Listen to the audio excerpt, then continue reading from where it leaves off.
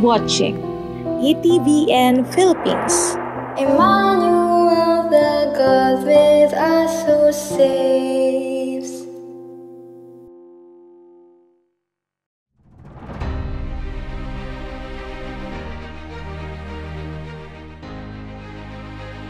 Yung tinukoy kong Iglesia ni Cristo 1914, tanungin nyo kailan sila itinatag, kailan sumulpot yung kanilang grupo.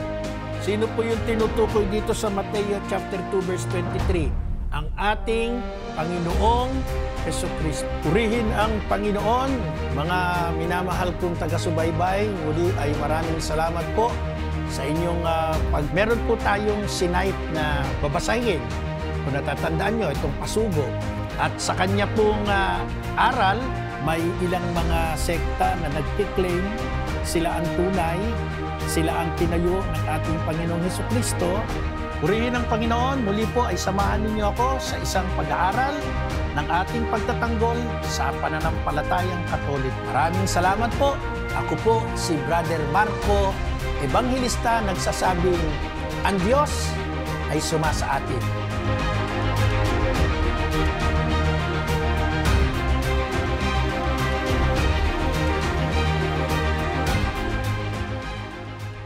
Purihin ang Panginoon. Muli, maraming salamat po sa inyong patuloy na pagsubaybay sa ating programang Defend the Faith dito po sa Emmanuel TV Network. Ako po si Brother Marco si Evangelista. Mainit na mainit pa rin po hanggang ngayon ang mga usapin tungkol sa Santo Papa. Bakit? Nito lamang pong Abril ay pumanaw ang ating Pope Francis at patuloy ang pagluluksa ng Santa Iglesia. At patuloy din tayong naghihintay. Sino ba ang magiging ika-267 Pope? No? Kasi ang Santo Papa Francisco, 266 mula po doon kay San Pedro. So sino yung 267? Alam po ninyo, sa totoo lang, wala pa rin makakapagsabi. Kahit meron na tayong mga ilang pinagkakakwentuhan, ibang mga napupusuan, ang totoo, wala sino man sa atin ang makakapag-predict ng kung sino ang susunod na Santo Papa. Natatandaan natin, nung nag-resign si Pope Benedict XVI, di ba? May mga espekulasyon kung sino-sinong pangalang kardinal ang lumutang.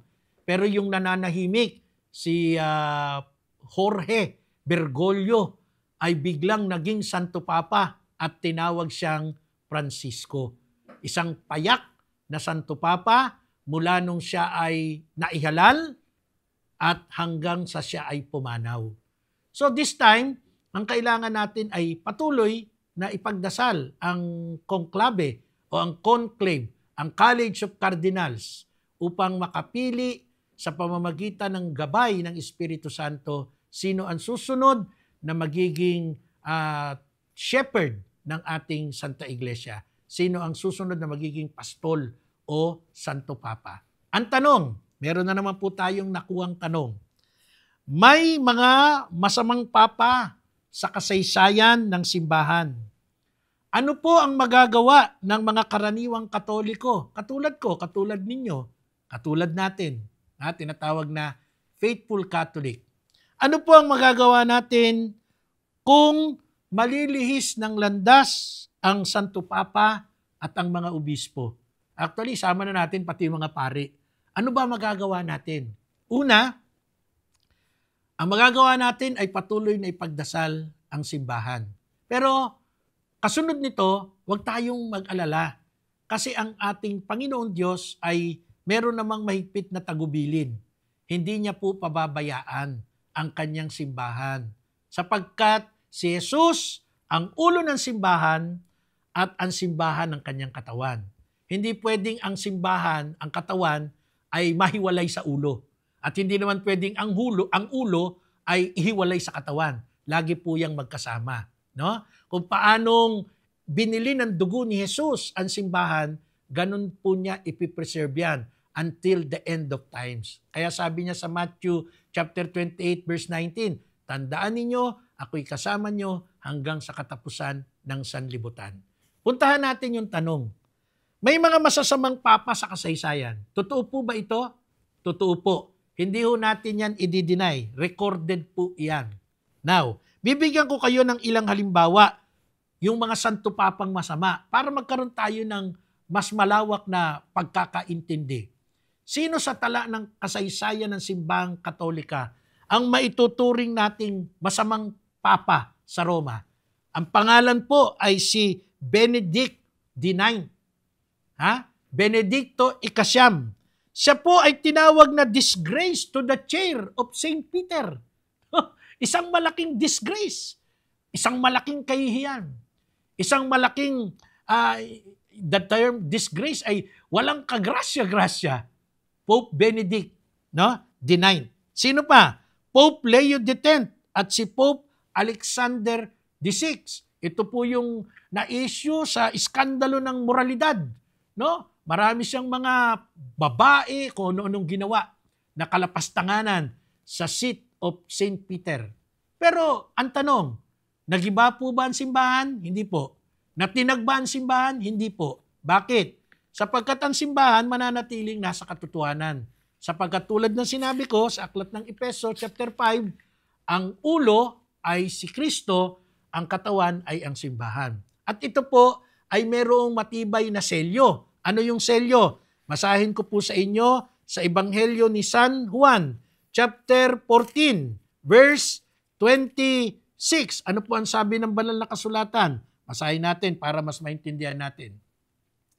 However, the advocate, the Holy Spirit, whom the Father will send in my name, will teach you everything and remind you of all that I have said to you. John chapter 14 verse 26. Pag tiningnan po natin ang John chapter 15 verse 26, ay ganito naman po ang ating mababasa. Basahin ko po para sa inyo. Anong sabi? When the advocate comes, the Holy Spirit, whom I will send you from the Father, the Spirit of truth, who comes from the Father, He will testify on my behalf. Ang Espiritu Santo, the advocate, yan po ang magtitestify sa lahat ng teaching ni Jesus. Meaning to say, kahit nagkaroon ng mga masasamang pinuno ng simbahan, hindi po nangangahulugan nito na na-discredit ang katotohanan para sa simbahan, sapagkat ito po ay katawan ng tagapagligtas, ang katawan ng ating Panginoong Hesukristo. Ngayon, paano po ang mga tala ng pangyayaring mayroong mga nahalal na santo papang naging masama? Bahagi po ito ng pagtakbo ng simbahan na binubuo po communal ng mga tao. Palibasay tao, meron po talagang mga kahinaan. Pero hindi po yun ang dapat nating titingnan. Ang titingnan natin ay ang ating pag-asa sa katotohanan na ito po ay preserve ng ating Panginoong Hesukristo. Ngayon, paano po ba yung pagpili? Alam niyo po sa katotohanan, lagi nating ibabatay sa katotohanan, hindi po lahat ng Santo Papa ay kardinal. Mula sa hanay ng kardinal, hindi po. At lalong hindi po lahat ng mga naging Santo Papa ay matatawag nating Papa sa Roma. Hindi po lahat yan ay mga pari. Hindi po sila lahat pari. May ganyan pong tala. Sa katotohanan, ang ating unang Santo Papa, si Pedro, ay hindi po pari. Siya po ay mangingisda. Pero by the virtue ng institution ni Jesus sa Eucharist, noong gabi ng huling hapunan, well, matik, yan po ay naging pari, si Pope St. Peter. No? Yun po yun. Pero ang kanyang history, hindi po siya klerika, hindi po siya pari, kundi isang mangingisda. Now, ang unang Santo Papa natin yan, noong 1012, ang Romanong si Theophylact, ito po ay naging Santo Papa, tinawag po sa pangalang Pope Benedict XVIII, no? Ay hindi rin po pari, kundi siya po ay galing sa isang maimpluwensyang pamilya. At dahil maimpluwensya ang kanilang pamilya, ay nakuha niya po ang posisyon bilang Santo Papa. And then, nung siya po ay namatay, siya po ay pinalitan ng kanyang tiyuhin. Ng kanyang tiyuhin. At ang kanyang tiyuhin ay isang Romanong senador. Dahil sa kanilang kapangyarihan, dahil sa kanilang impluensya sa civil society, ay naging Santo Papa din. At siya po ay tinawag sa pangalang Pope John XIX. Ayan, dalawa na yung binanggit ko sa inyo. Masasamang Santo Papa daw. Sino pa? After ng dalawang Papa na ito, no, magkapatid, abay, nasundan pa ito ng kanilang pamangkin. Ha? Kanilang pamangkin. At ang pamangkin na ito ay si Theophilus. Alam nyo kung ilang taon lang? 20 years old. Siya ay naging Santo Papa at siya ay tinawag na Pope Benedict XIX. Yan ang tala ng kwento sa mga pagkakahalal ng mga papa. Noon pong ancient time, noong unang panahon, sa totoo lang ay magulo po ang pagpili ng mga papa. Dahil ang mga hari, ang mga prinsipe, ang mga mararaming kayamanan, maimpluwensya sa gobyerno, maimpluwensya sa society, sila po ang nagkakaroon ng pagkakataon na pumili ng Santo Papa. Kaya ho, nakalulungkot, ito yung madilim na tagpo ng simbahan. No? Meron silang say para piliin ang susunod na Santo Papa ng simbahan. Pero hindi tumigil dito ang katotohanan ng simbahan. Bakit? Palibhasa nga po ay guided. No? Palibhasa nga po ay binigyan yan ng probisyon ng Panginoong Hesus na hindi madadaig ng kapangyarihan ng kamatayan. Kaya po noong taong 1059 AD, itinatagpo ang College of Cardinal ni Pope Nicholas II. At sa taong 1150, ang College of Cardinals na lamang po ang may eksklusibong karapatan na mamili ng mga uupong Santo Papa. Sila lamang po ang mamimili, ngunit hindi ibig sabihin na sa kanila lamang manggagaling ang magiging Santo Papa. Ang katotohanan po, maaaring magmula pa rin sa labas ng College of Cardinals ang pwedeng umupong Santo Papa. Ano ang probisyon? As long na ikaw po ay baptized Catholic, you are a Catholic, pwede ka pong maging Santo Papa. Kung yun ang magiging desisyon ng College of Cardinals. Yan ang kwento ng ating simbahan. At sa katotohanan pa, meron pong mga Santo Papa na hindi sila ganap na pari. Sila po yung mga diakono lamang. At ilan sa mga ito ay si Pope Celestine V, si Pope Urban IV, si Pope Urban VI, si Pope Clement V, Pope Gregory X, at si Pope Urban V. So, kung ganito po ang tala ng pagkakakuha ng mga Santo Papang umuupo, ano po ba talaga yung qualification para maging Santo Papa? Sabi ko nga po sa inyo, kahit ikaw ay ordinaryong Katoliko, as long na you are a baptized Catholic, at ikaw ay pinili ng College of Cardinals sa kanilang conclave, pwede ka palang maging Santo Papa. Nako, tayo pala pwede maging Santo Papa kung nanaisin ng College of Cardinals. Pero kalaunan po, may isa pang provision doon ha, kailangan walang asawa. Hindi ka po pwedeng maging Santo Papa pag may asawa ka. Kalaunan po, theoretically, pero hindi practical, yung College of Cardinals ay nag-decide na ang pipiliing magiging susunod na Santo Papa ay kinakailangang galing na mismo sa kanilang hanay.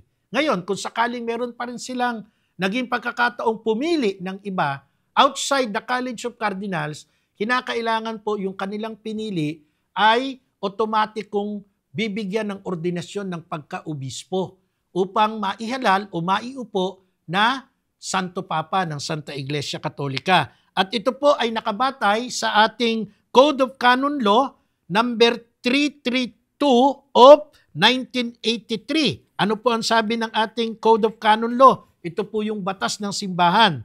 A person elected to the Supreme Pontificate is marked with episcopal character, obtains this power from the moment of acceptance. If the person elected lacks episcopal character, however, he is to be ordained a bishop immediately. Ano po yung episcopal character? Ito po yung kinakailangan para ikaw ay mahalal. At kung hindi ka, kung wala kang episcopal character, oordinahan ka po agad para maging obispo at makaupo ng Santo Papa ng Santa Iglesia. So, ano ang gagawin natin kung may mga masasamang Santo Papa? Tulad ng una kong sinabi, ang ating pananalangin ang laging nagpapatibay, ang nagbibigay ng selyo para ma-preserve natin sa kabanalan ang ating Santo Papa, ang ating mga kardinal, ating mga obispo, ating mga pari at mga relihiyoso. Kaya kung natatandaan natin sa unang speech ni Pope Francis, pagharap niya nung sumigaw na meron na tayong bagong Santo Papa, ang una niyang sinabi doon ay, ipagdasal ninyo ako. Wala pong makakapagtuwid sa isang papa, sa isang obispo, sa isang kardinal o pari, o kahit sa bawat isa sa atin, in our own power, in our own strength, kundi ang gabay ng Espiritu Santo. Yun po ang patunay na lagi tayong may pag-asa para sa anumang bagay, manalangin, manangan, magtiwala sa kapangyarihan ng Espiritu Santo. Pero meron din pong mga ibang provision na katulad ng ginawa ni Pope Benedict, no? Nung siya po ay Santo Papa pa, yung cardinal po ng Germany ay kinorek niya dun sa issue ng pag-aagas. Anong tawag dun sa pag-aagas? Yung abortion. Kinorek po yan. Pinawalang bisa iyon ni Pope Benedict XVI. So may mga ganun pong pangyayari na ang kapangyarihan ng Santo Papa ay gagamitin niya under dun sa kanyang mga kardinal, mga obispo, mga pari. Pero tayo bilang mga ordinaryong Katoliko, ang ating authority, wag nating irali, wag nating siraan sa social media ang mga religious, ang mga pari, ang mga madre, ang mga obispo, ang kardinal at ang Santo Papa. Sa halip, ipanalangin natin sila. Muli, maraming salamat po sa inyong patuloy na pagsubaybay. At kung kayo po ay may mga katanungan, huwag po tayong mag-atubiling gamitin ang ating programang Defend the Faith dito po sa ating Emmanuel TV Network. Ako po si Brother Marcos Evangelista, laging nagsasabing, ang Diyos ay sumasa atin, Emmanuel.